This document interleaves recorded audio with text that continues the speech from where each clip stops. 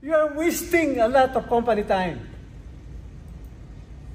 Thundered Richards, the Executive Vice President and CEO, as he barged into my room. Hurriedly, I went to his office at the back of mine, and as I approached his desk, I politely asked, "Richard, what did I do to merit that yelling at the top of your voice? You verbally assaulted me and disturbed the peace of my subordinates and other employees of this company. Don't talk to me now. We'll discuss after 30 minutes. So I went back to my office. Fellow Toastmasters and Mr. Area Director, the outburst of the Executive Vice President, an expatriate executive from another Asian country, really assaulted me. It is a no-no in Filipino culture. You don't assault your host if you are a foreign guest. That beautiful Monday morning, the smile that I was wearing ear to ear completely disappeared. I could feel my face turning red and my blood pressure shot up. To me, that was not just a verbal assault. To me, as a Filipino who was brought up in a decent and upright manner, it's a crime.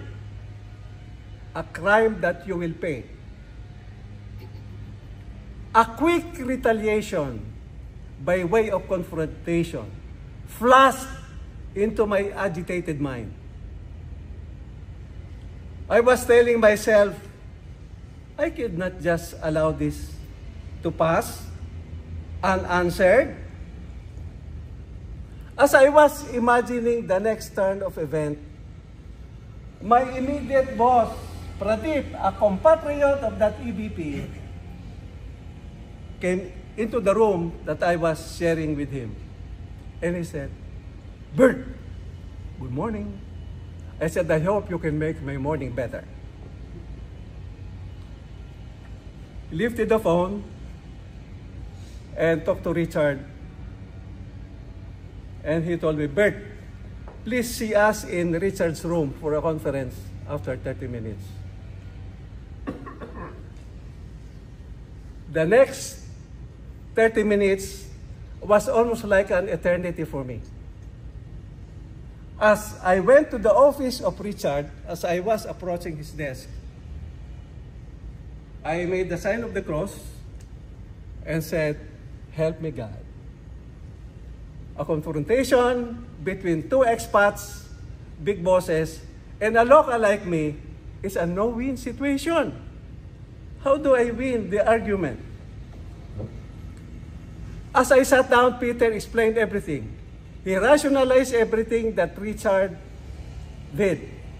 And I said, "Peter, why do you have to do all the rationalizations to justify the irrational and unethical behavior of an EVP who should be a model of leadership in this organization? Remember, I did not apply to this company. You invited me, you pirated me. I was a division chief in a government office. And you did that to any 1 year.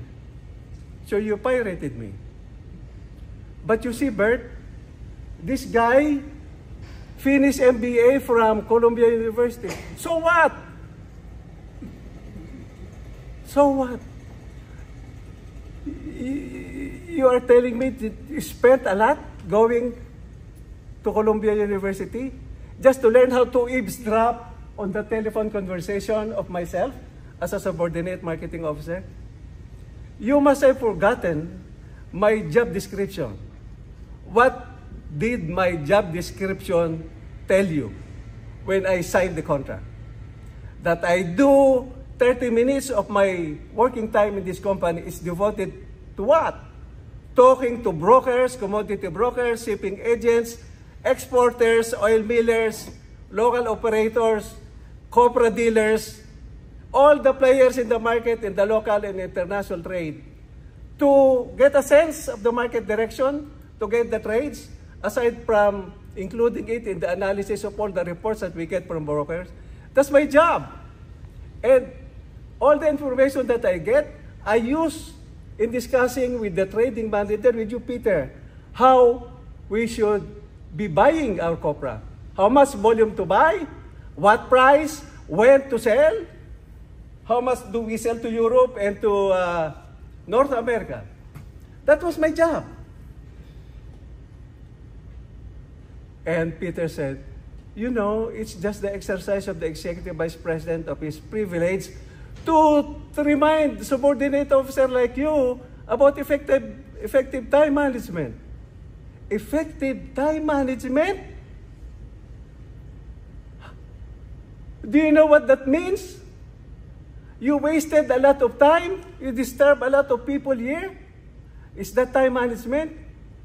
That's administrative communications. That's proper way of, I am enrolled in MPA, and this is one of the topics that my professor is discussing. Administrative communication, how to communicate with your subordinate official, especially if you are not from this country, and you need the support of locals for the company to progress. The meeting was adjourned, and we did not agree on anything. Before I knock off that day, I submitted a 2-sentence letter of resignation, revocable. So I resigned.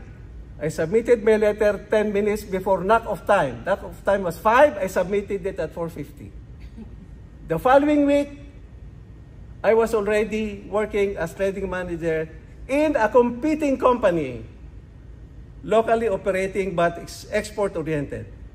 And every Thursday there was luncheon meeting of traders, executives, president, GMs of oil milling companies. You know, the Philippines is the world coconut king.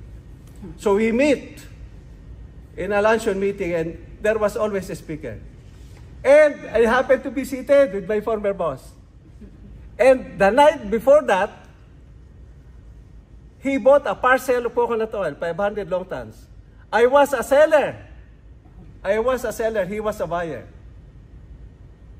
And you know, the price, I made the right decision. I sold because after that, the market dropped. And he bought. So that was a wrong move on his part.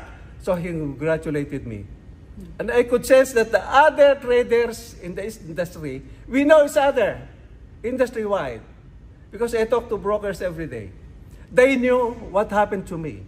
And so most of the people there were avoiding Peter because they knew what happened to me.